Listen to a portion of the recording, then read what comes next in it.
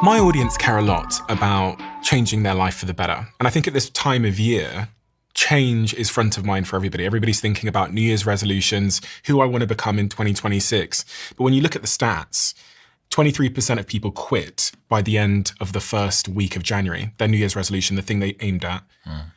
Roughly half of people will quit their New Year's resolution, the change they sought, by the end of January, and only about 9% of people will keep their New Year's resolution for the full year.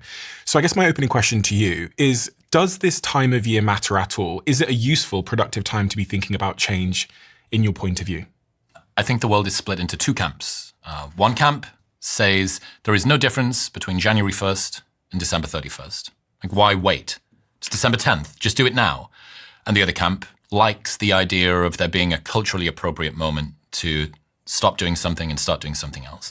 Most people need to realize that they're already spending tons of time worrying about the future and the past. They're going back to this thing that they regret. I wish I'd done this differently. Oh, I have rumination about something that occurred. I have a sense of wistfulness for something that I've maybe missed. I'm grief for something that I've lost. And then they're concerned about the future.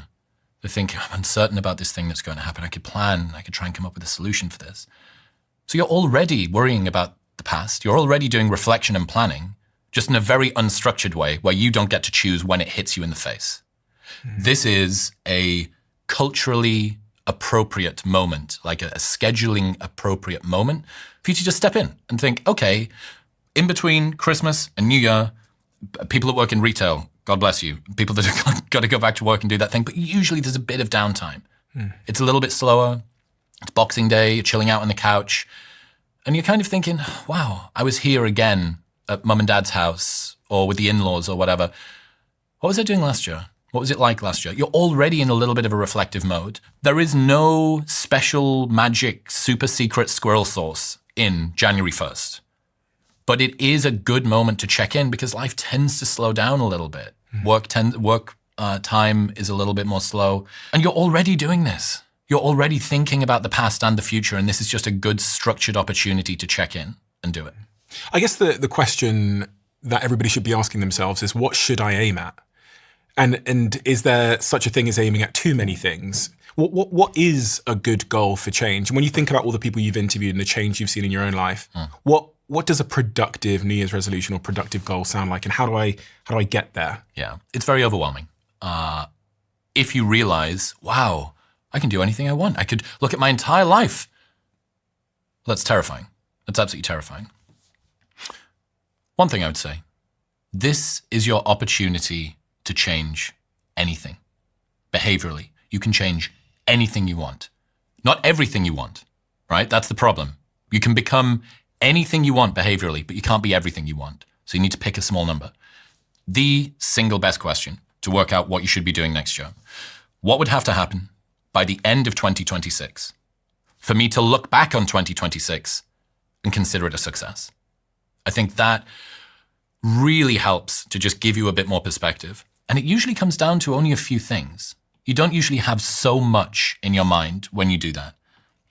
Setting the bar unrealistically high does not increase your performance. Imagine this. Imagine that you went into a buffet and you made your plate as big as possible. You said, I want all of these things. I'm going to put all of this stuff on my plate. And my stomach is going to expand to be able to fit it. That's not the way that our stomachs work. And that is not the way that our workloads work. So, first rule, in order to pick something up, you have to put something down. Don't assume that just because you've loaded more onto your workload plate, your work capacity will expand to be able to fit it into your stomach. That's not the way that it works. Make the assumption, I can do no more than I'm doing now. I can switch stuff, but I can't add more in. Maybe you can. Maybe you're going to be able to squeeze your phone time. Maybe you're going to be able to become more efficient, more productive, whatever. But it's safer to just assume this is the pie that I'm playing with. And in order to pick something up, I have to put something down. So that's a really important thing because at the moment it's December 29th. I'm full of gusto and motivation and I can't wait. I'm going to crush it. And yeah, for the first week, maybe you've got that. But if you're using motivation and enthusiasm to work yourself through your goals are predicated largely on a fuel source that you don't have control over. Don't have a massive amount of control over your motivation over a long amount of time. Like it comes and then it goes. You want something that's a little bit more rigid. So in order to pick something up, you have to put something down. I think that's a really important point because when we think about the goals we'll start setting at this time of the year, all of them are asking for more time or more energy. Like pretty much all of them ask for, I want to start running, I want to start going to the gym. Whereas, as you say, that means I'm going to have to take something off the plate. Yep. And we don't think about subtraction at this time of the year typically. We don't think I'm going to spend less time with my friends. I'm going to cut out Netflix. We think of addition. Mm-hmm.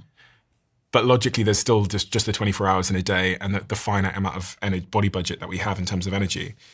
So are you saying that I have to create both an addition and subtraction list and make sure that they equal out, they net out to zero? That would be optimal. I think one question that you really should be asking yourself, let's go through a bunch of uncomfortable questions people can ask themselves. That could be cool. Okay. How would I spend my day if I wanted to make 85-year-old me as miserable as possible?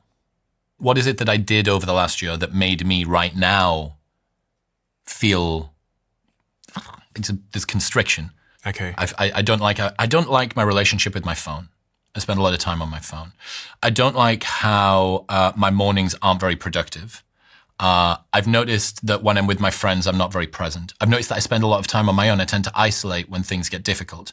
I've noticed that I've got into the habit of not telling the truth when people ask me a question. I've noticed that I've got into the habit of not advocating for my needs when I should do. I don't hold my boundaries sufficiently well. Like, this is why the reflection part's really important. So, what would I do to make 85-year-old me as miserable as possible?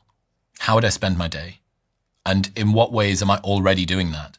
Well, a lot of those are going to cross over. That Venn diagram is not going to be as far apart as you might think it is. I've heard you ask the question before about if someone was watching this and it was a movie. Yeah. So I mean, this question is so fantastic. If your life was a movie and the audience were watching up to this point, what would they be screaming at the screen, telling you to do with your life? They would be, it is obvious, leave the relationship, the job is not working for you, the killer's hiding in the cupboard. What would the audience be screaming at the screen, telling you to do with your life?